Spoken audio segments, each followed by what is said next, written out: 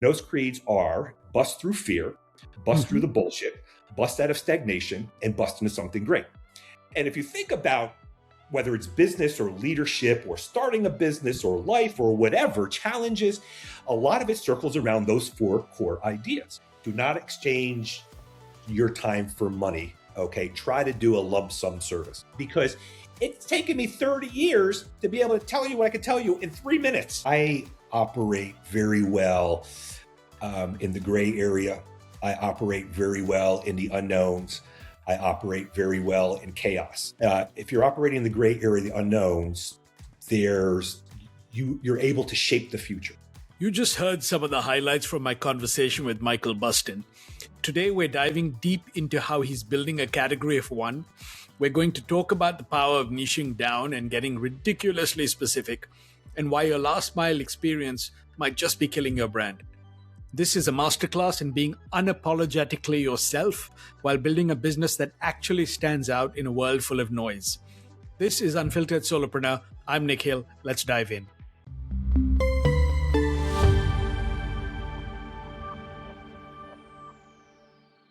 Hello and welcome to a new episode of Unfiltered Solopreneur. I'm Nikhil. My next guest has reinvented himself more times than Madonna, survived a business partner vanishing with all the equipment, and is now on a mission to bust every beige, boring material brand experience out of existence. Michael, aka the Bustinator, welcome to the show. Hey, Nikhil, how you doing? What an introduction. I love how you referenced the 80s in there as well. And brought in my personal brand, the Bustinator. So thank you very much. Pleasure to be here. Well, I'm excited for our conversation, Michael. So I'm going to start by saying I love the contrast in your story, right? So you have this Bustinator persona, but your dad was a union pipe fitter and carpenter, right? A true craftsman who worked with his hands. So how do those two sides show up in your business? And when they compete, who usually wins? Yeah. So good question. I had this experience the other day when somebody asked me, like, what am I good at? And I tell people that I like to build. Ironically, that I'm not saying it comes out of my relationship, family relationship, and my dad being in specialty construction. But I've realized after all these years that I really do love building business, building brands, and building relationships. And that's what gets me really excited. The Bustinator, funny enough, back in 2016, 17, I was working at a boutique ad agency. And I came across at that time Simon Sinek. So I was probably a little late to the game because I think he blew up in 2012. And his name was circulating the agency. And I stumbled upon his golden circle and the power of why. And I watched that, I think it's a 14, 18-minute video. And I was just mesmerized. And at the same time, I stumbled upon Gary Vaynerchuk, Gary V. And I was attracted to both of them. Gary V, probably because of his ancestry being from Belarus in that area. Part of my family was Russian descent. And also just, he lived in Jersey. I was born in Jersey. So a lot of the same similarities, the way he talks and everything, the way he thinks. So I really gravitated towards Gary V. And at that time, both of them were really talking about, kind of purpose, what is your why, or what is the why, but also personal branding. And, as you know, being an agency man yourself, this personal brand thing became very interesting to me. And like some, for many years, I wondered, who is Michael Bustin? Like, what is he about? Like I go about doing my thing, but what is my greater purpose? And it sounds kind of corny, but I really did think that way. So it was around 2016, 17, I said to myself, you know what? I want to build a personal brand. Now, being in a branding agency and being infatuated with brand, I said, I want to build this thing. So I approached, at the time, a junior art director who had just joined the agency, and we hit it off. And I said, I want to build a personal brand. You want to help? He's like, absolutely. Never done it, but let's do it. So, we dabbled, mood boards, this and that, and looked at my name. And, my name is Bustin. As a kid, I played basketball, and people would say, "Oh, bustin' loose," and go get him busted. I was always referred to Bustin as opposed to Michael. It was always called me by my last name.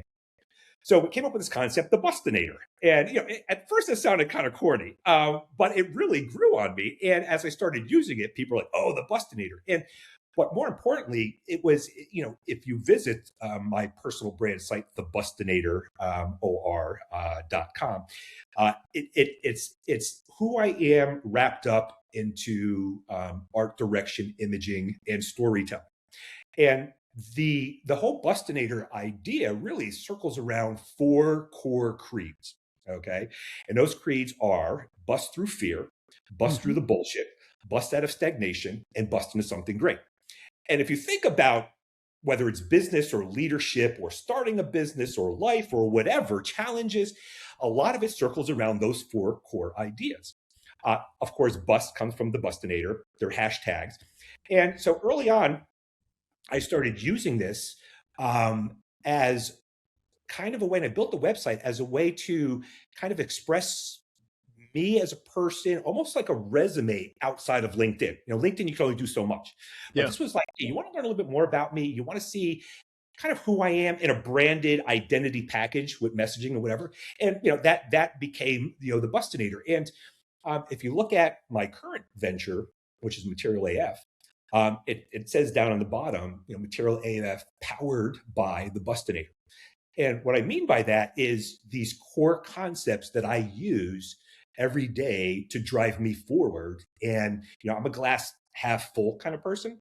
Yeah. And I look at things very optimistically. And, we all face challenges, but I revert back to those core concepts, those creeds, and say, I have to bust, through fear.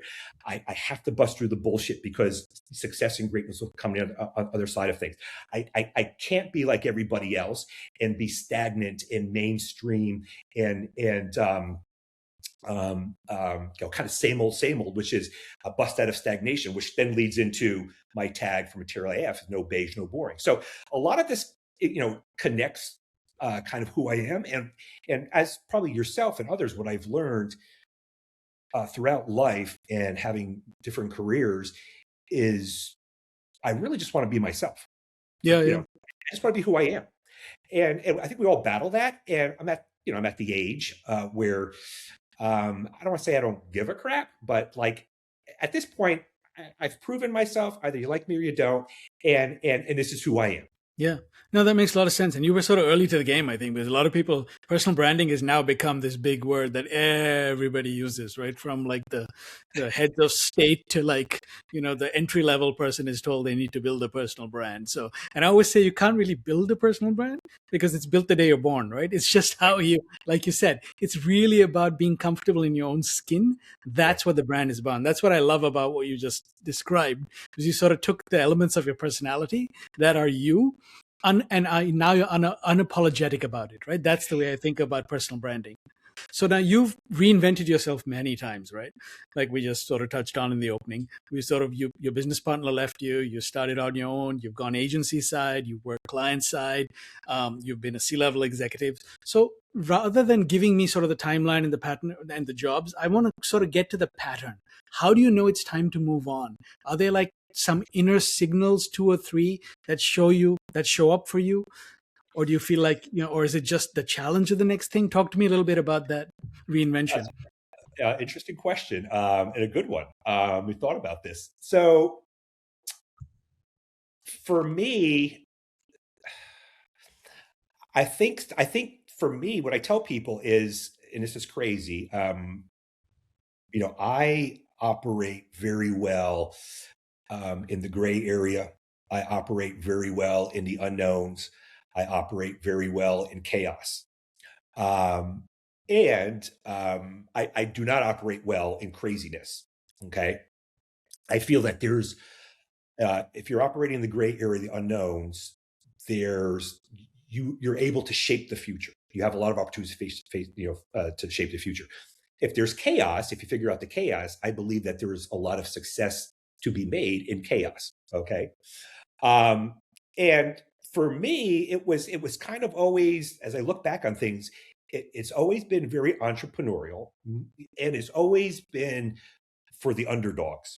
Okay. So what I mean by that is my first job out of college, I went to school for engineering and physics. And my first job was for General Electric for their power generation group in Schenectady, New York. And here I am out of school and I'm working on this scheduling project. So this department was building a scheduling software to run these different departments. I knew what I knew, which is very little about scheduling, and that sort of thing. But I was pushed on this project. So I'm working at General Electric, Fortune 500, long term. Everybody knows General Electric, very, very engineering driven. And I'm the Bustinator, even back then, right? I'm like, bullshit, let's go, let's make it happen. Come on, And I'm walking around campus, lunchtime, going to get something to eat. I'm walking like down these roads, like in between these painted lines to like the cafeteria. And I'm passing these people, dressed in suits or whatever, and ties and dress shirts. Hey, how you doing? And like they look down at the ground, and like they wouldn't say anything.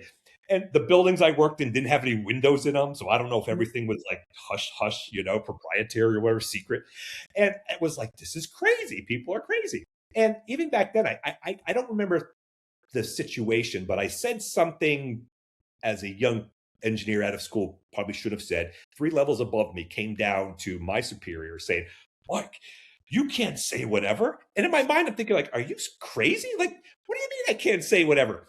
So I learned then like, wow, this is the place for me, And again, not going through the whole cycle, but what I've learned was, for me, it's always been, again, about building. Someone like my wife, she's a school teacher. She's a math teacher. And she operates only in the black and white area. Okay. So if these are the guidelines, the rules, the regulations, I follow them. If you're going to reprimand me and I'm following the guidelines, you set these guidelines.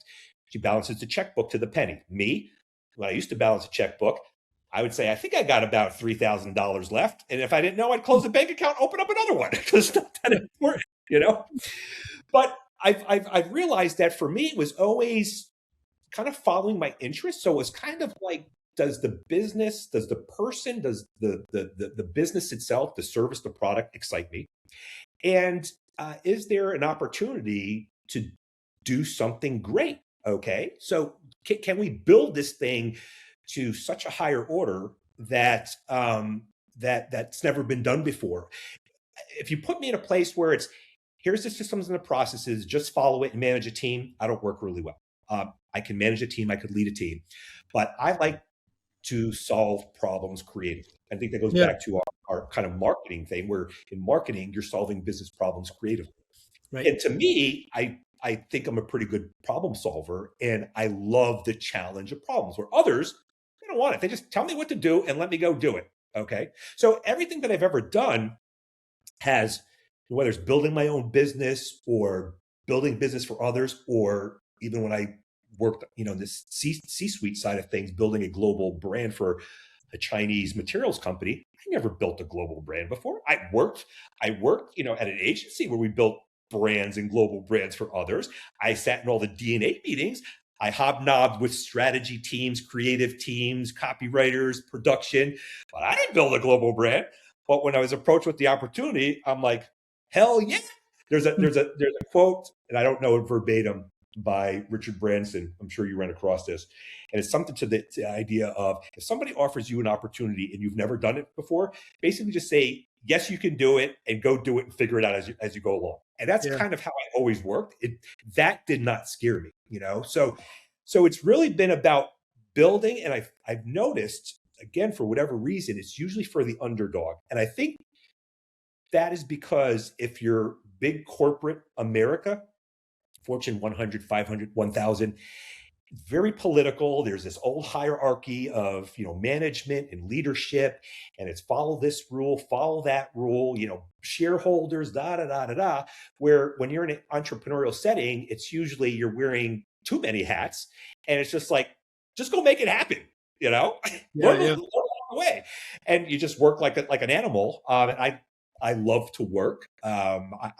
Because my work is typically not just, a lot of it becomes block and tackle type work, but it's building, it's always building something. So, that's kind of been the evolution of what I've done. And it's just, opportunity left, to next opportunity. Yeah. And it sounds like you sort of like the unpolished diamonds in the rough, right? You kind of see where there's potential, to grow something that hasn't sort of reached its full potential yet. And I agree with you. In the corporate world, that's one of the things that's very frustrating, right? Because of the layers and the rules, it's like you'll be lucky if you get one action done in 1 year, right? So I totally hear you.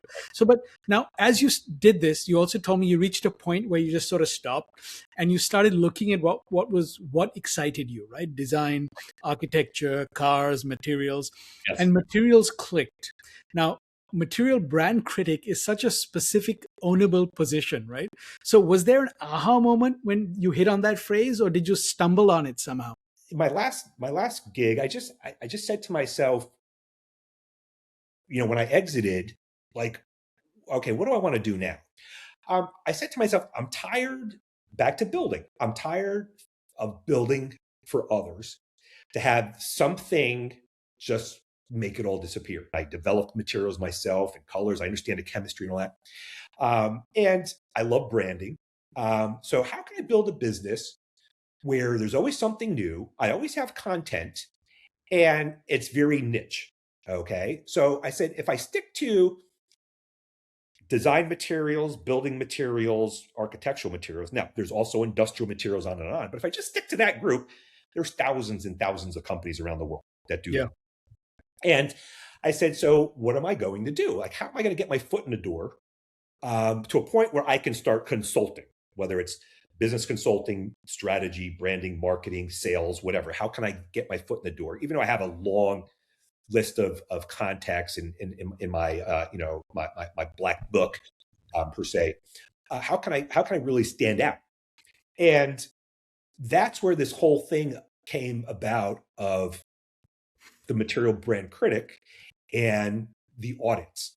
Okay, so what I said was, well, the industry, okay, the world has food critics and movie critics and fashion critics and on and on and on.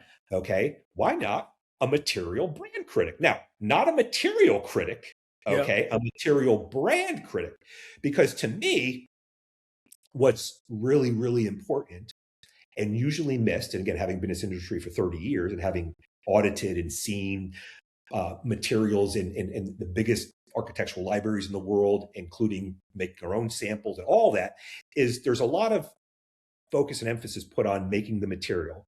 The material manufacturer thinks they have the greatest thing in the world, even whether it's the only thing in its category or whether it's a competitive material and there's a lot of other ones. They think they have the greatest thing in the world.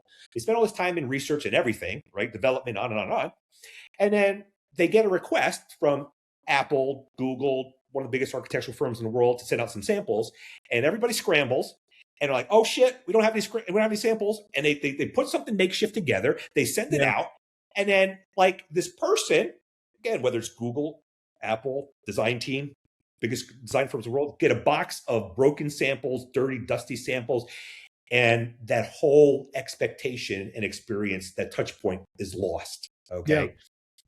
So for me, it was, well, one, the Material Brand Critic, I did some research and nobody's ever done it. I mean, you type in Material Brand Critic pre, Michael Bustin, it comes up 0 in Google and anywhere. Okay. So I'm like, well, shit, like nobody's doing it. I have 30 years credentials. I'm going to call myself a material brand critic. Who's going to challenge me? There aren't any other ones. I'm creating this whole space. On top of that, then, with the materials themselves, it's okay. What I'm going to do is I'm going to create this thing called the Material AF Audit Engine. Okay, and what that is it's kind of a twofold thing. One is somewhat, I call it an analog audit. Okay, which is a very sophisticated spreadsheet. Okay, over 7 core modules and then 2 bonus modules. And then there's an AI kind of backup version. Okay.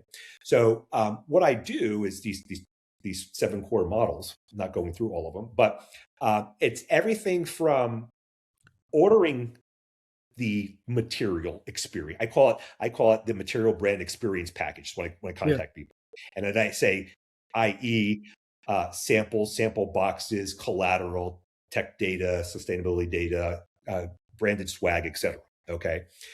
So I audit everything from the ordering process to the sustainability aspect of it. Okay. Um, what you just said about sort of breaking down what companies do, I think is a really important point there.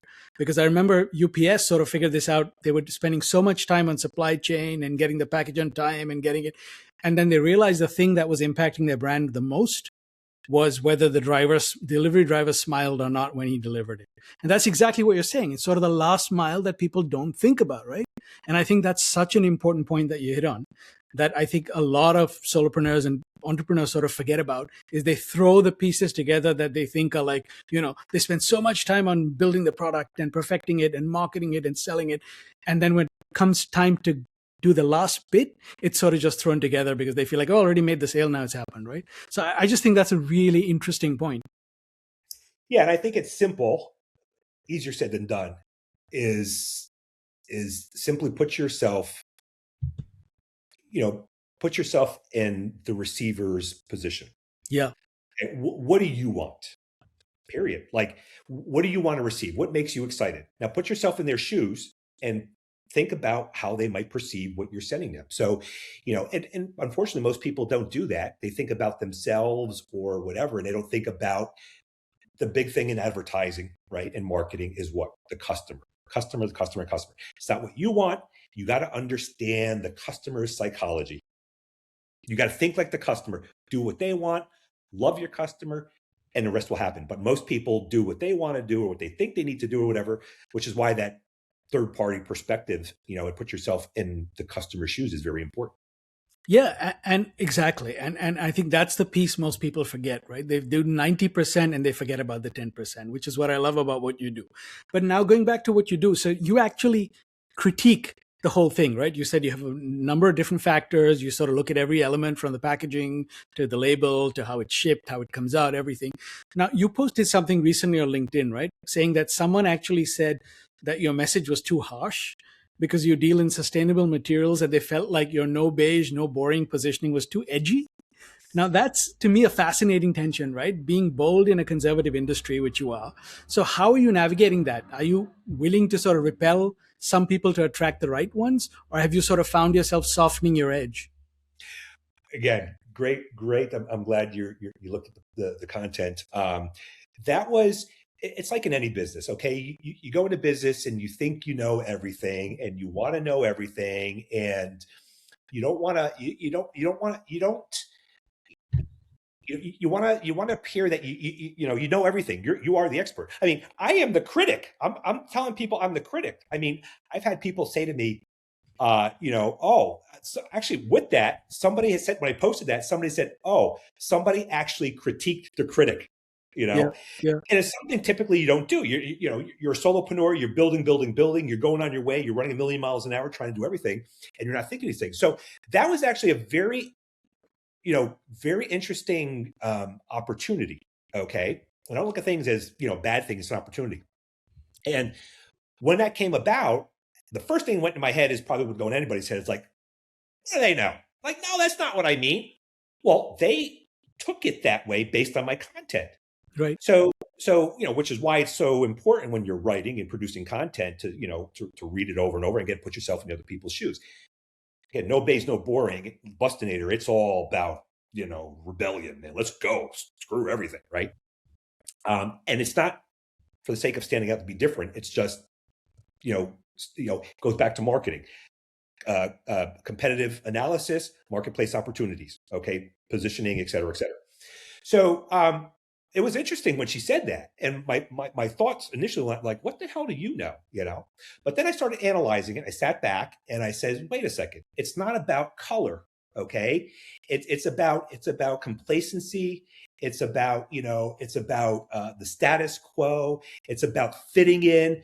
What I'm saying is, don't be beige. It's not about beige the color. I actually like beige. My whole house is painted beige, So it was an opportunity for me, one, to address that. So I went back and forth with this person, okay, via LinkedIn messaging, maybe 3 or 4 or 5 of them. And she started to understand, okay, because yes, in her mind, she's thinking, I deal with circular materials and sustainable materials. A lot of those materials end up kind of being beige, or people have this mindset, I got to put it in a craft cardboard box with minimal labeling, because I'm helping the environment. I used to use 100% recycled paper, Okay, which really is not the case. But so I went back and forth with her. All right, she made me think. And if you went to my Material AF website, okay, you'll see a whole new section that really talks about beige, no beige, what it really means. So I said to myself, and I could have sat back and said, what does she know? Right? The hell with her. I don't care. But it's not about that, because that's a very important sector. And I told her, I said, I just audited 3 materials that are sustainable materials. Everything in my lineup is pretty much sustainable materials because I believe in it. Okay. Yeah. But it challenged me to debate in a way where it's not proving that I'm right. It's just proving what no beige, no boring means. Okay. Right. Yeah. To the point where I went and I created a whole new section on the homepage. No beige, no boring. What does it really mean? So you have to, I think, as anybody, an entrepreneur, solopreneur, like I said, there's so many things going on. You just have to really listen to your customer. And and we hear this as entrepreneurs. Listen to the customer, listen to the customer, listen to the customer. And a lot of people don't, it seems so simple, but when your customer is speaking, if you listen to the customer, they will tell you what they want and what to do. Yeah. So that was actually a very powerful scenario that allowed me to look at things differently and change to explain that. Because if she's feeling like that, how many others are feeling like that? Right. True. No, you're absolutely right. And you're right. If you listen, you can actually play that. I call it mirroring, right? So you listen to your customers, you mirror that back in your marketing and messaging, you will attract the same people. But they'll be saying, how did he get inside my head or she get inside my head, right? So yeah, I totally agree. So the other thing I love is you sort of get manufacturers, you told me rather, you love when manufacturers send you their material brand experience packages, right? And you rate them on your AF scale, and then you post the results publicly. So that's, again, pretty bold, right? So you're literally critiquing potential clients in public, right? So how do manufacturers react? Do they see it as valuable feedback or do they feel threatened? So again, great question. You did your homework. Appreciate it. So luckily, it's been working. Okay. I would say 90% of the time. What I do up front, okay, now there isn't any contract or signing papers or right of usage, okay. I've been in business long enough to know worst case scenario, some big corporation is going to get PO'd, right? And get their legal department to say, take it offline. And I just take it offline. I mean, They're not going to sue me or whatever. And I'm not out there. Listen, I'm not out there to point out weaknesses. I'm not out there to compare. No. I'm out there to help material brands level up their game and show them where there's opportunities for greatness. Period. Yeah. Okay. So I'm upfront with everybody, whether I call people, whether I email people, whether I message them, or whether I go through their website. I tell them who I am, what I'm going to do, and I tell them I'm going to audit, I'm going to rate, I'm going to record, and I'm going to share the results with my global, architectural and design community. Period. Okay. I audited 6 or 7. I'm actually finishing up one right now. I have probably 10 more in my office right here. Okay. And out of everybody that I contacted, those that responded, I had 2 that basically said it was a story. It was either like, oh, we're very sustainable and, we'd like to keep our samples for those that blah, blah, blah, or it was like, it was always a story. It wasn't, they didn't say we're scared to have you post our results online. Okay. But there was a story. Funny, with one of those companies that said that, one company, which I thought would be a absolute yes, said no, some kind of crazy ass story. Didn't make any sense. It was baloney. But I actually audited their competitor. And I so wanted to say, well, hey, your competitor here, one of the biggest, just allowed me to audit. So I really haven't had anybody say no. Now, again, back to kind of back to solopreneurs. Let's talk about making money a little bit. Part of monetizing, one of the ideas that I had, though I'm a little worried about posting this or publish, or I guess advertise this, is I will do your audits for no charge. Okay. And I'm going to post it online. If you don't want me to post it online, you pay me $400, $500, something like that. Something cheap, something inexpensive. Okay. Yeah. I haven't done that because I'm business building now. Okay. Yeah. And what I found, it's really interesting because I've had more people say, "Wow, this sounds very interesting." Okay, because I think what they're doing is they're looking at my credentials, they're looking at my website, they're saying he's a legit, he's a legit person.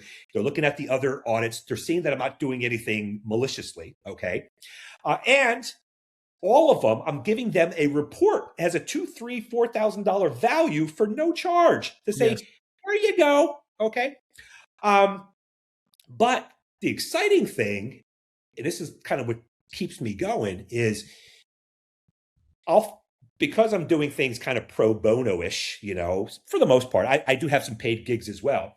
And I'm very strategic in what I do, is, then I ask, I've had people say, thank you very much. Okay. Our team is already implementing some of the changes you recommended. Thank you. Okay. Very, very grateful. It also allows me to then go back from a testimonial standpoint, because I gave them basically something that has a several $1,000 value for practically nothing.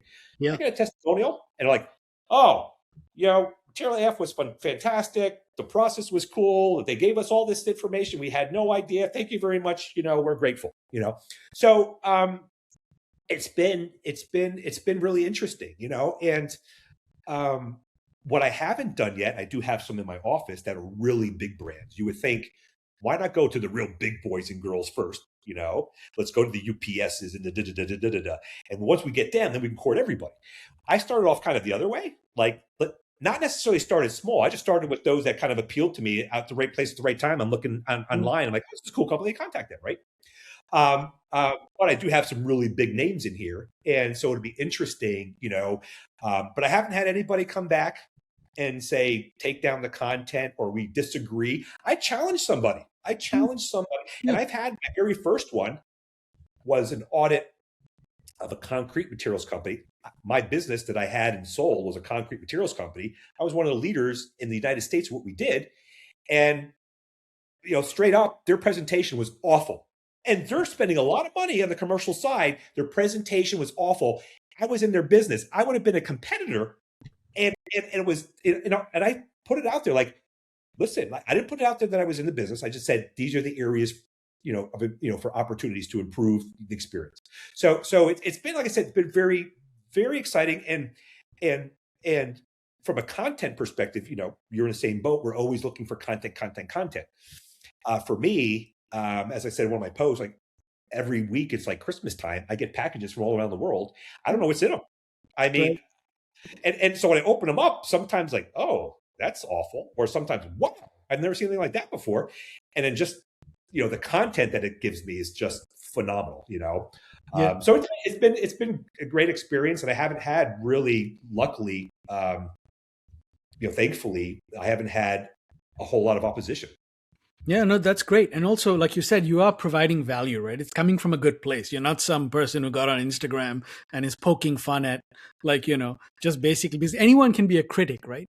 But very few people can actually provide value that is helpful to what you're critiquing rather than just criticizing. And I'm glad you touched on the monetization, because I was going to ask you, that is something solopreneurs struggle with, right? How much to give away free in terms of value, and then how do you actually monetize that? So it's interesting that you're sort of building that in now.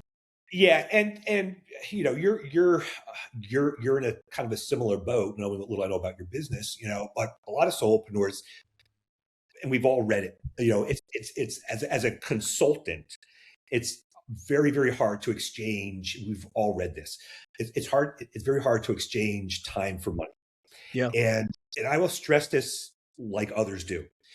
And I've read it over and over again, and now I can preach it. Do not exchange your time for money. Okay. Try to do a lump sum service. Okay. Because if you're someone like yourself or myself, okay, I've been in business for 30 plus years.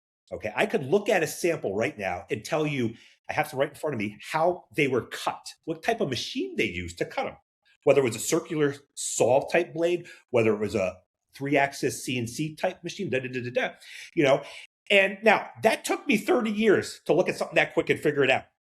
And, you know, people go out there and it's like, I want to work by the hour. When it's $100, $200, $300 an hour, when it sounds like a lot, it's not, because it's taken me 30 years to be able to tell you what I can tell you in 3 minutes, you know? So from a monetization standpoint, and this is the first time I've ever had a consulting business, when you really, and we've all read it, when you really niche down, you know, and we all know when you niche down, you're worried about what about the people that, you know, you're not going to get business. It's going to be too small of a, you know, a niche, blah, blah, blah. That's not the case. When you niche down, things become so easy and clear.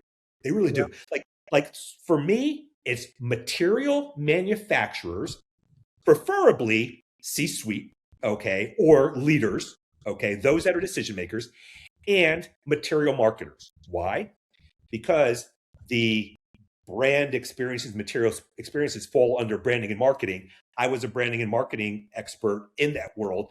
I've been on the agency side. I've been on the brand side. I know all the bullshit they're going through. No budgets, no time, you know, unrealistic expectations, on and on and on. So I'm here to help them be much more successful, much more efficient, and let's just leave a more fulfilling life. It's really that easy. When you narrow it down that specifically to a niche, it really becomes much, much easier. Yeah, and it's smarter too, because then you're very sort of crystal clear on the problem you're solving, who you're solving it for. And yet people fear that because, you know, human psychology sort of tells you target more people, you know, throw a wider net out there and you're more likely to catch something, when the opposite is true. But there's something which I love, which I'm so glad you touched on, the monetization piece, right? In terms of not doing the hourly thing. And it reminds me of a brilliant, one of my favorite stories. Picasso was sitting in a restaurant having lunch and he draws scribbles on a napkin. Then he crumples it up and throws it. This woman sitting the table across walks over, goes to pick up the napkin, and he says, "Excuse me, that'll be $20 million." And she said, "What?" She said, "You just crumpled it up and threw it away like it was nothing." He said, "Yeah, but that nothing took me 30 years to learn how to do." So it's exactly what you said, right? And I think that's a really important point for solopreneurs because, and especially after 20, 30 years of experience, we have heuristics too, right? Like you said, I can look at a website and look at, in 5 minutes, I can tell you where there are gaps in your messaging. But you know, if I charge you for 5 minutes, I'll walk away with nothing. So you're absolutely, I think it's a very important point there. And I think the other thing too, you know, it's on the fearless side. So this is, you know, kind of, you know, here we go, powered by the Bustinator. It's okay. And really, you know, we can say, you know, we have the white here to prove it, and we can say experience 30 years, you know, but I don't want to discredit or scare, you know, the younger generation. I love the younger generation because it inspires me to do more, do better, keep up with them. Mm-hmm. Also, I get jazzed, you know, like, wow, you know, like from a mentorship leadership perspective. But, you know, regardless of age and regardless of how much experience you have, just own it. Period. True. Like, yeah. You know what? Like, nobody's like, who's going to challenge you? Like, who's going to challenge you as the premier solopreneur conversationalist, you know, podcast around the world? You're the man. I mean, like, just own it, live it, feel it, breathe it. And again, we've all heard it. Forget what everybody says. I don't give a shit if anybody in the world, if they're going to say, you're a Material Brand Critic. Well, listen. Every critic started however they started. I'm creating my own lane, right? Yep. I am putting myself out there as the Material Brand Critic, period. The first ever in the built environment, whether you like it or not, it's true. Even if it's not true, somebody challenged me. I don't really care. So you have to, you know, with entrepreneurship and solopreneurship, again, it goes back to, you know, bust through the bullshit, bust through fear, bust out of stagnation, you know, in hopes to bust into something great. Like just do it, own it, live it, love it, go for it. Don't let anyone tell you. And we've all been there. You're going to have, like, I've had people said no to me. Now I can sit back and say, oh my God, I got 2 people said no to me. They were big. I really wanted them, you know. There's 10,000 other ones out there. I really don't care because eventually you'll come around. And if not, I don't care. So yeah, it's exciting. It's an exciting time. It has been exciting time. And I just say, for again, solopreneurs, just to believe and do it. You're going to have ups and downs. You're going to think to yourself, what the hell am I doing? Am I ever going to make money? And we've all read the post. Your success lies on the next post. Don't quit now. And really, it does. It takes time. It takes showing up when everybody else is sleeping and the weather sucks and you're home and with your dog and your mind is all messed up. I mean, just keep going. Yeah, well said. And I see the Bustinator now. There you go. full color, and it's not beige. So I'm curious, as you were talking though, so going back to branding for a second, you have Bustinator as your personal brand and Material AF as your business brand. Is there ever confusion between these two? Does that show up? Do you find, or? No. But again, another interesting story. Very, I'll try to keep it quick. I started this thing. I built the Bustinator 2017, and I did what I did. Content, da da da da da. Of course, I always had a job, important job. Didn't really have the time. Then when I had the time, I'm like, okay, I'm going to take this thing. I'm going to build this thing out. I mean, get from apparel to a bust through fear clothing line, on and on, right? Which I might do someday as well. And I was starting Material AF, and because I put so much time into the Bustinator and people kind of knew that kind of persona and stuff, like how do I incorporate the two? So I actually had a conversation, and I hope I got his name right. I should know his name. Okay, you might know him. Okay, because he's in your world. Okay, big agency world. I want to say is Peter Wilkins. And so I reached out to him on LinkedIn, and we had a conversation. We weren't quite sure why, but he enjoyed what I said. I kind of enjoyed what he said. I love connecting with people. He's the father of brand DNA. Apparently the world knows him. He has an incredible resume, CEO of this, president of Eastern Europe, that, whatever. So I'm talking to the guy, right? Very, very, very, very smart guy. If you get a chance, Peter, I'll send you his information. But we had this conversation because he did some research. And at that time, I was trying to figure out how to fuse the two and all this kind of stuff. And he said something to me. I don't quite remember exactly what it was, but whatever he said to me, and part of it was, hey, if you want to call me, this is what I do for a living. I can help you. And I'm like, wait a second.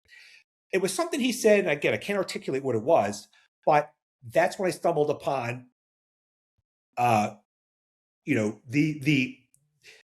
boldness of the Bustinator. Okay. And the language of the Bustinator, you can see translates into Material AF. Why? Yep. Because it's the same person. As you probably know and heard, when I used to sell advertising, branding, marketing, I used to tell people, brands aren't built from thin air. Okay, brands are built by the brands are built by the people behind the brands. So it's really an extension of you as the business owner or business owners. How do you take their attributes, right? And how do you weave that into a brand so it doesn't become unfamiliar to them? It still has to feel comfortable. Because if you give somebody something that's so uncomfortable, not them, they're like, this isn't me. I don't wear black suits. I'm not modern, whatever it is, right? You have to take that into consideration. So with me, it was kind of diagnosing the two, thinking about Material AF colors and this and that and all the language and everything. I'm like, wait a second, I'm still the same person. And I still feel the same way. Like if I could take the Bustinator and get consulting services in the materials world, I would do it. Yeah. And I'm still the same person. I still think the same, and I still think about being rebellious and straying from the status quo, and zigging when people are zagging. I believe in all that. So to me, I just had to say, how do I? And I even changed my LinkedIn page recently to pull off all the Bustinator stuff. So now all the Bustinator stuff is off of it. It's all Material AF. But that little thing that says powered by, the Bustinator, and at the bottom of my website, if you click on it, you go to the Bustinator site, and you see who's Michael Bustin. Where did all this come from? So because as it could get confusing. When you're building businesses and you're a solopreneur and you got all these ideas, it could get confusing. But for me, I just had to think back. Forget about everything other than it's still me. I still think the same way. I still live by my 4 core creeds. And, I still want to carry over. I want them to connect. I want them to connect somehow, which is why the resemblance of the bold neon pinks and yellows and greens and blues and everything are still there, because Material AF didn't just happen out of the blue. Material AF was an extension of the Bustinator, or something that spawned off of that, which is now super hyper focused, to the materials world. Yeah, no, I love that. And that's a great lesson there, right? Because a lot of people make the mistake, which is not understanding that you are the brand, right? Even if you have a company name. And I love, because no beige, no boring is the Bustinator, right? That really is the ethos and personality of the Bustinator. So I think that's a very important lesson. So if we were to grab coffee 3 years from now, what would you want to have achieved? Where would you want to be? Who have you become? Again, as a solopreneur, use the tools that I have in front of me. Okay. Build brand. Not necessarily a brand about Michael Bustin and the Bustinator, but about Material AF, the AF5 scale, AF5 scorecard, AF5 edit, audit engine, et cetera. Get this to a point where after I have 20, 30, 40 audits and maybe more coming in, maybe look at either selling it. Okay. So whether it's selling it to, I got some people in mind, or even using it as leverage for a big advertising marketing firm that specializes in the building materials world, I don't think it'll be millions. I mean, you never know. Okay. But, it'd be interesting just to do what I'm doing, make enough money to, maintain my lifestyle. It's not extravagant. And do this with the intent of, wait a second, can I grow this into something bigger? And we all talk about AI, and can I use AI, in a way where I build something that's proprietary, has my own intellectual property, and, it has value to somebody else. So, at this point, it's connection, it's community, it's brand building. And, I hope that with these audits, this was the whole intent with the audits, is it opens the door, as opposed to me cold calling somebody. Okay. Yeah. If I contact somebody, say, I'm going to give you several $1,000s worth of, content, publicity, et cetera, and a report on how to level up your game, really for nothing or at very low cost. Okay. Like, once that happens, what I'm hoping is, this is the bigger picture, where people are like, oh, yes, our sample box construction is not very good. And you mentioned X, Y, and Z. Do you know somebody can do that? Can you help us with that? Absolutely.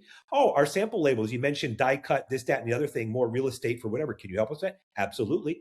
Oh, we have an issue with cutting our samples. We're getting tooling marks, whatever. Can you help me? Absolutely. Yeah. So that then pulls in my 30 years of experience to be more consultative, and for me to bring in my collective of experts, because I don't want to do everything. I want to be a facilitator. I want to be the brand man. I want to be, the guy that developed all this, so that's kind of, longer term vision. And I think, just, again, I've been in this industry for 30 years and I've seen it change incredibly.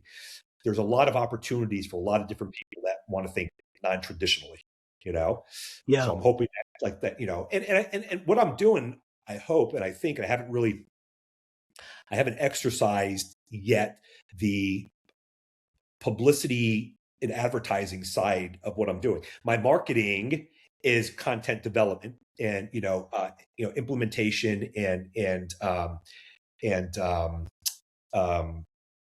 engagement. I will leverage then what I'm doing to then collaborate with other entities doing kind of similar things. And you'll start seeing more of my content being more shared content as well, because I do want people out there to say, who the hell is this Material Brand Critic? And I love public relations, old school public relations, and new school, which is social media and storytelling. And I want people to say, shit, we need this guy. Like, we need him at a big international material trade show. And we want this guy to sit on a panel discussion. And we want him up as a Material Brand Critic, So it is calculated. I try to keep everything, like I said, in the past, I've always been, as a manufacturer, I can make anything. I could do anything for anybody, residential, commercial, industrial, this small, big, where now it's like, no.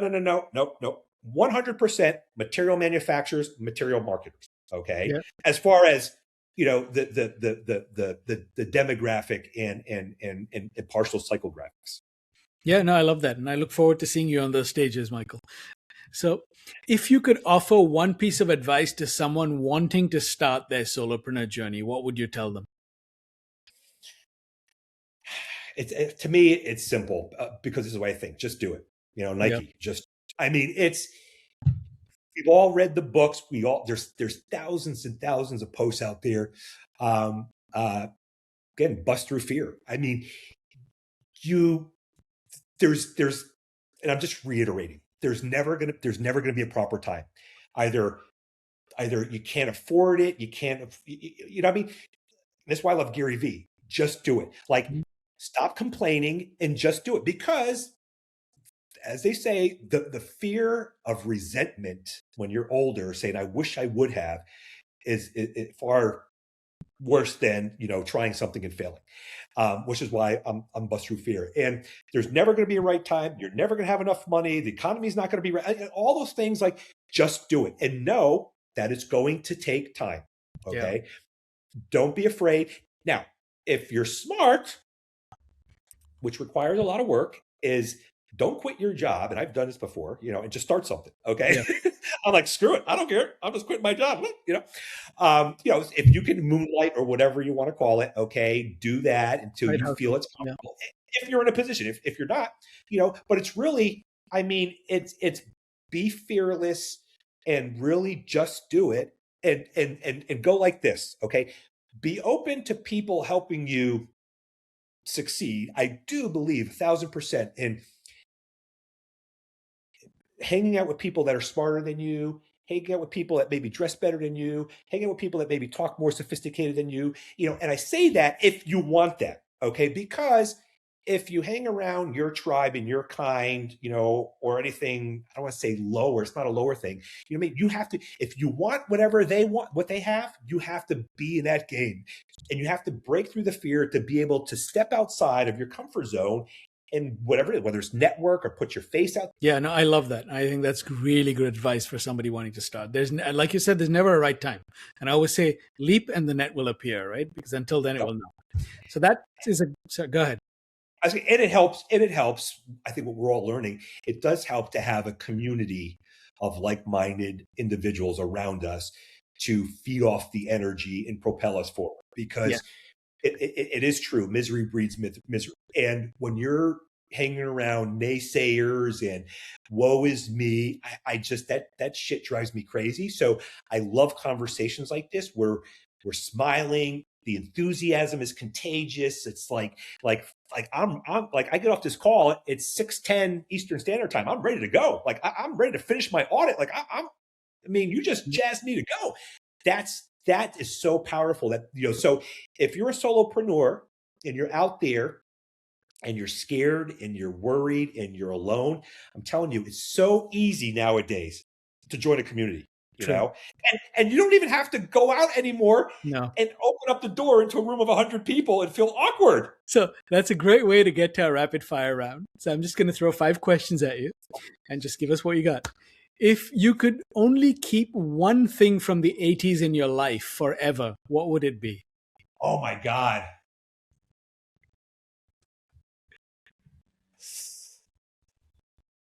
Okay.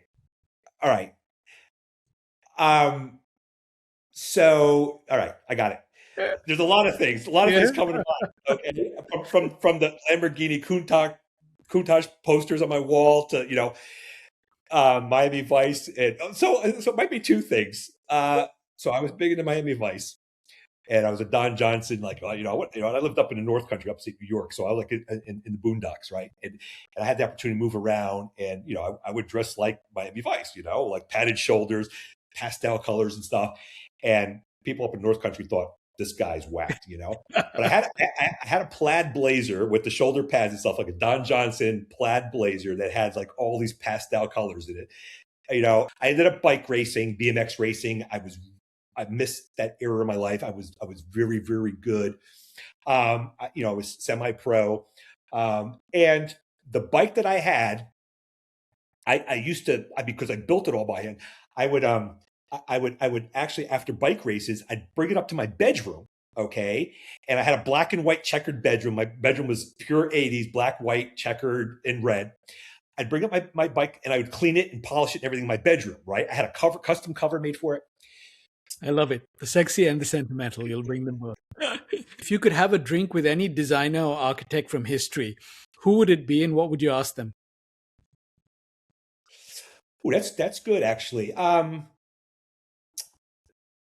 I am fascinated, as a former concrete materials guy. There's a famous architect called Tadao Ando, Japanese, who is one of very few architects that never really was a professional kind of like licensed architect. And one of his things, that he's known for, is something called Tadao concrete.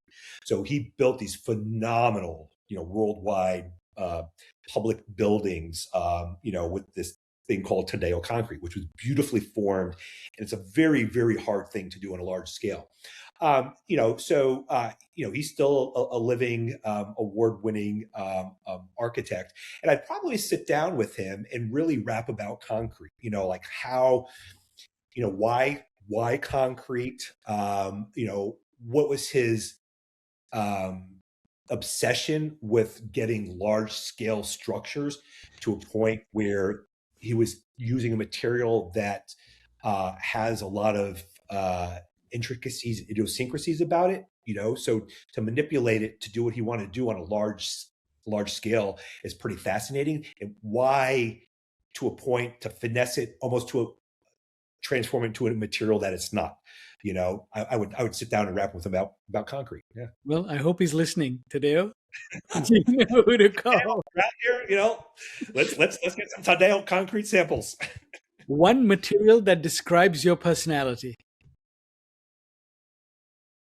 Well, I will probably revert back to concrete again. Yeah. Even if you didn't have that question, probably because I was in a concrete business. And what fascinated me about concrete, I was working for a big general construction company, construction company, and we had a big concrete crew, 300 people on the crew, and we were doing big flat works and big buildings and all kinds of stuff. What got me into business was I had this background in concrete and material science from my engineering degree. But concrete still today is just a fascinating material because, it is a very traditional, widely used material.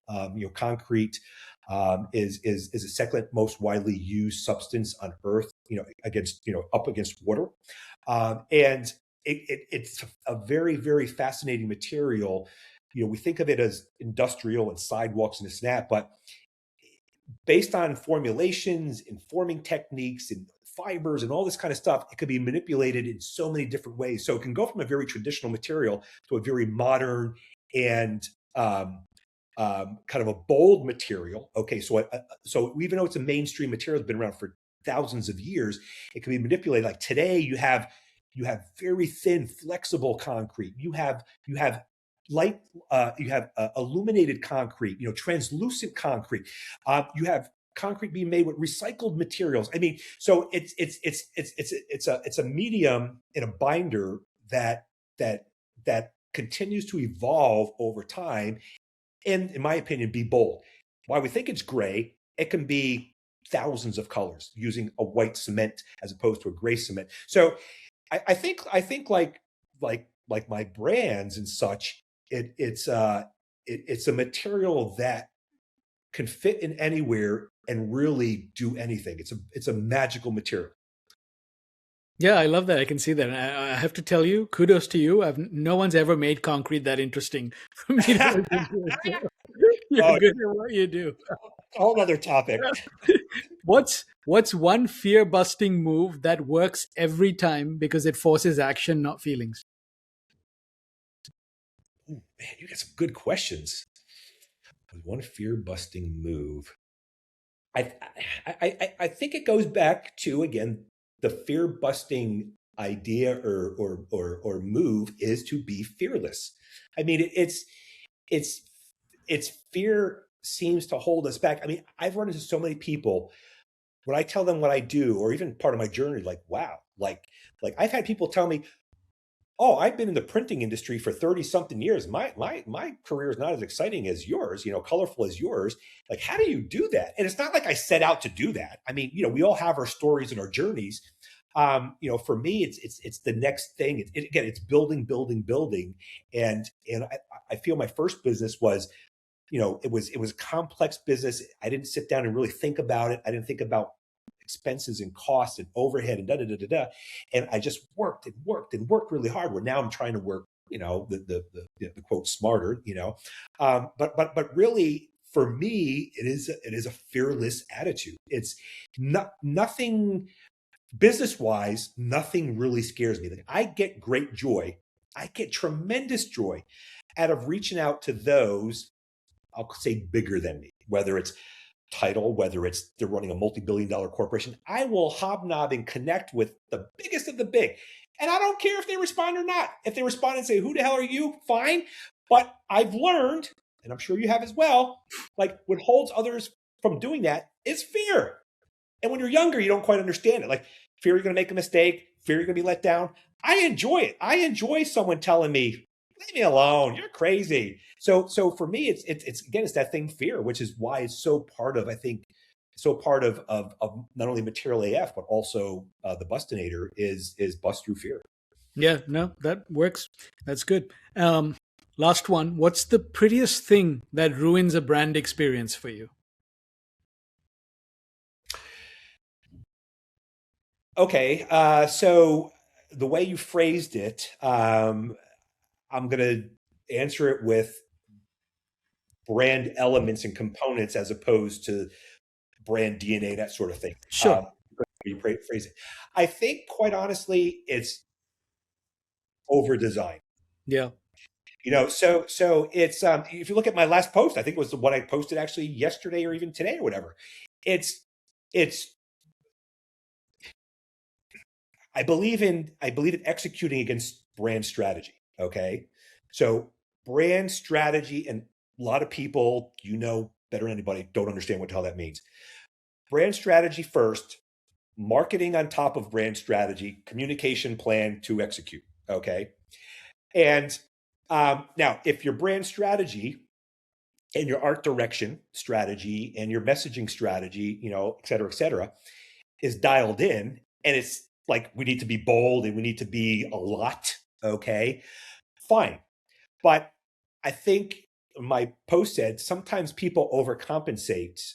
If, back to materials, if you have inferior material, you're going to overcompensate with packaging, this, that, and other thing to make it appear better than what it is. Where again, you should be executing against brand strategy. Okay. But if not, less is more. Keep it simple. Keep something identifiable that makes you unique to stray from the status quo. Again, and I did it in my business. I'm not saying, if you read my content stuff, it's not about who has the most money. It's not about, and I've been in the meetings like you, we want what Apple has. We want the storage like that. We want the packaging. Like, okay, do you have that kind of money? No. Okay, well, forget about that then. For me, it could be using a off-the-shelf Uline craft colored box with an Avery label printed on your HP $200 desk jet. Okay, but if you're going to do that, make sure that it's not smudged. Make sure the label's on straight. Do your very best with what you have, because that will resonate a hell of a lot more than putting together something that's shabby and looking like you just put it together. So it's really about editing, and really less is more. And more importantly, I encourage everybody, even solopreneurs, whether you get somebody from the outside like yourself or myself, or whether you converse with AI, whether it's ChatGPT, Claude, or whatever, and really start to learn about brand strategy. Type in, I want a brand strategy for this. AI, please ask me the questions to determine a brand strategy. That, if you do that and you execute against that over and over again, you'll be so far ahead of everybody else. Yeah.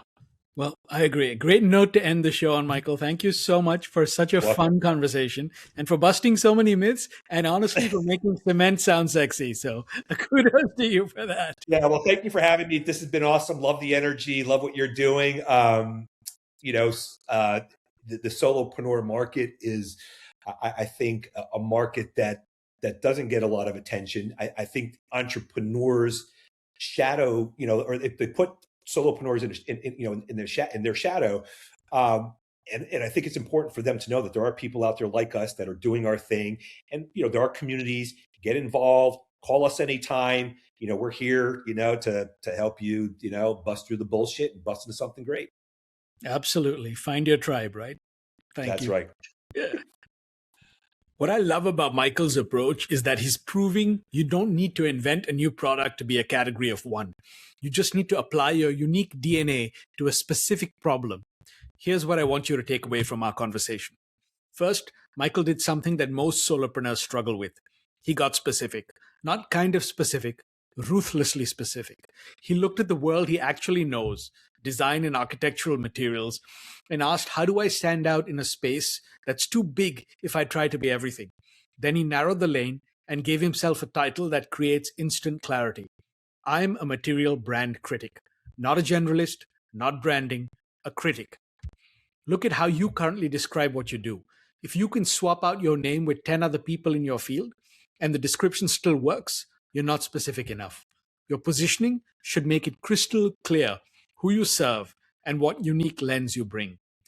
The more specific you get, the easier everything becomes.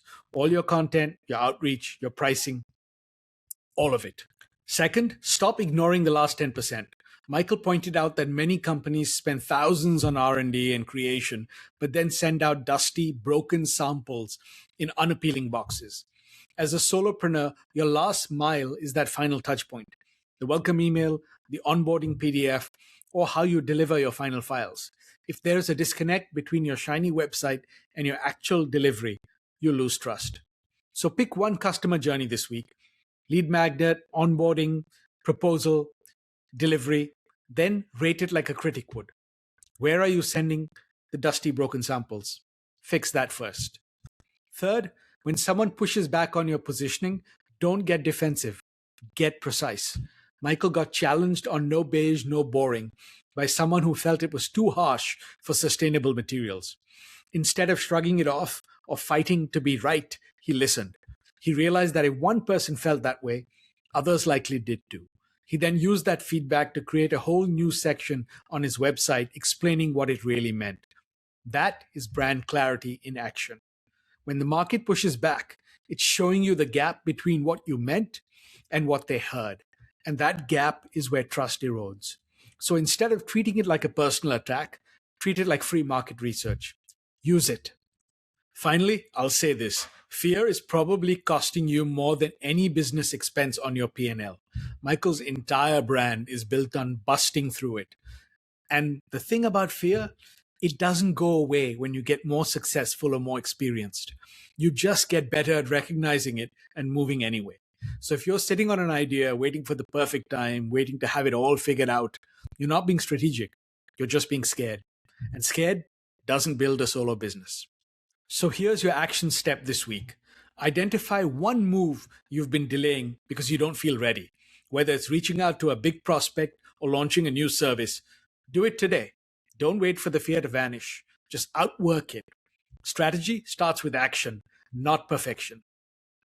Thanks for listening to Unfiltered Solopreneur. If you're listening and realizing your brand feels scattered or you're struggling to package your experience so clients instantly get it, let's fix that. I'm offering a limited number of free 30-minute brand clarity sessions to help you diagnose what's missing and define your next move. Book it at clarity.boostsolo.com or through the link in the show notes. Until next time, keep breaking free from the corporate grind. And remember, your story is your most powerful asset. Live solo or die corporate.